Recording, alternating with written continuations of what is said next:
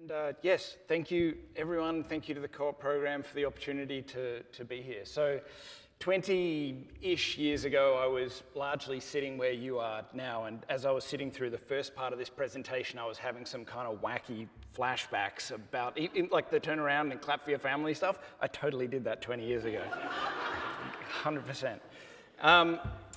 So 20 years ago, I moved over to Sydney from Tasmania. Finn, Tasmania, shout out, good job, I saw that in the brochure. If there's anyone else, Tasmania is by far the best state in Australia, but I'm now Sydney, so, you know, go with what you go with. Anyway, it was a little daunting, moving to Sydney from Tasmania, not knowing anyone, joining a new program, joining a new university. It's a big step. Even if you're not doing that, if you're just making the step from a university, from a school around the corner to uni here, it can be pretty daunting. And to be honest, everything at the start of this about how amazing the program is and the people it produces and the amazing opportunities you have, that's kind of scary too, because you ultimately will live up to that. But just have faith, give it time. I am here with my wonderfully talented sister-in-law, Jade, and we'll get to the context for the sister-in-law bit a little later on. We have had very, very different journeys, and I expect we'll have some quite different messages. Mine will be much more sweary, but we're each a sample size of one. And so, take our messages with a grain of salt, but also see what there is there that you can take on. It may well resonate with you either now or at some point in the future. I've had a really wonderful journey over the last 2 decades, almost entirely within the field that's now known as cybersecurity. When I started, it was computer security, then it became IT security, then it became information security, and now it's cybersecurity. Way cooler. So cybersecurity is definitely the way to go. That's pretty much been my world since the 3rd year of university. In the 3rd year of university, I found a classified government report on encryption policy, released it to a civil liberties group called the Electronic Frontiers Australia, who released it to the press. I ended up being profiled in a bunch of national newspapers and probably ended up with an ASIO file. Really interesting story. I'm happy to tell people that later on. For now, the point is, I found then, and I still find now, cybersecurity to be a fascinating topic. It's part technical advisor, part criminal investigator, part counselor, part crime scene cleaner. That's my world. I started my first cybersecurity company in 4th year of university. I had overloaded my subjects over the previous summer breaks, so that in the 2nd session of my last year, you only had 2 sessions then, so the 2nd session of my last year, I only had 1 subject. So I had 3 contact hours and was still getting the full co-op scholarship, so that basically funded me starting the company. They've probably closed that loophole now, but I'm sure there are other loopholes if you care to look for them. From that point, that company, SIFT, grew to become the largest independent cybersecurity consulting firm in Sydney. I got to represent Australia at APEC meetings around the world, presented to APEC, the OECD. I've helped to write the national cybersecurity strategy of multiple countries in the region, and made some of my closest friends through that journey. After 9 years, I merged SIFT with another company called Stratsec, and then 18 months after that, we sold that company to BAE Systems.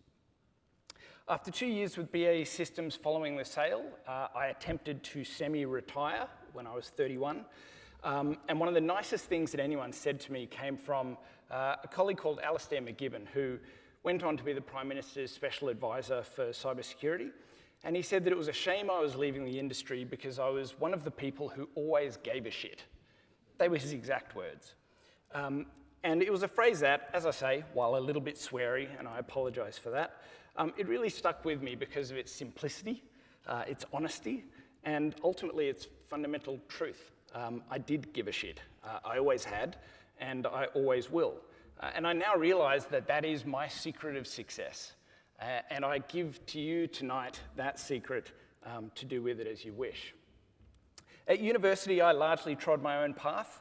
I did a major in information systems. I did minors in business law and econometrics. But basically, I'd find lecturers that I got on well with, and I'd just follow them around and do whatever subjects they taught. So Ron Bewley in the School of Econometrics and Bruce Gordon from the School of Business Law both became really good friends. And whatever they were teaching, I'd apply, would often have none of the prerequisites. They'd waive them all, I'd get in, do their subjects, and it was great. And why would they do that? Because I gave a shit.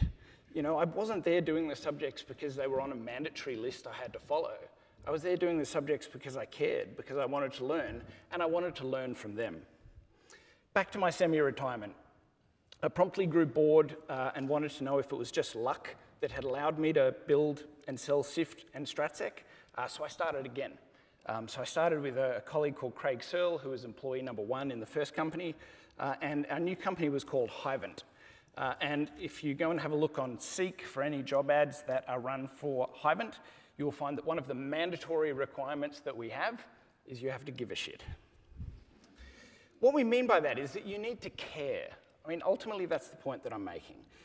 Incidentally, you'll be astounded how many people applied for those roles purely because of that line and said so in the interviews.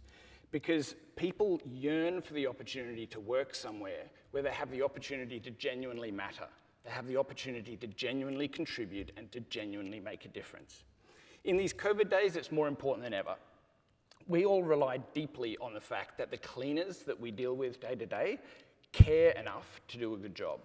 We all rely deeply on the fact that the nurses care enough that despite putting themselves in harm's way, they keep turning up to work each day.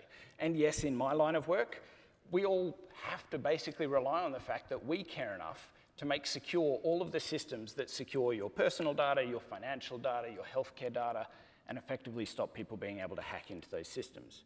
It matters that people care. The same goes with uni. Some subjects you are going to enjoy, some subjects will bore you. Fortunately for most of you, you wouldn't be here if you didn't enjoy learning. And if you take pride in everything you do, then you'll be fine. Learning ultimately is going to be critical to everything that you do from here on out. Whatever path you choose to take at uni and whatever career you choose, you have to keep getting better. You have to keep learning.